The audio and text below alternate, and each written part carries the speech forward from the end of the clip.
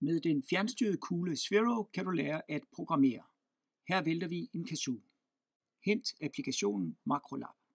Etabler forbindelse til din Sphero med Bluetooth. Ryst Sphero for at vække den.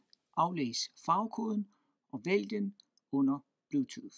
Jeg opretter en makro ved at klikke på plus i nederste højre hjørne, og så døber jeg min makro. Nu programmerer jeg et rul, og jeg vælger hastighed, retning og tid. Jeg opretter et nyt rul, igen med hastighed, retning og tid, og et tredje rul med hastighed, retning og tid. Til sidst kalibrerer jeg min Sphero, sådan at den blå prik lyser over mod mig. Og så sætter jeg programmet i gang og ser min Sphero køre den forprogrammerede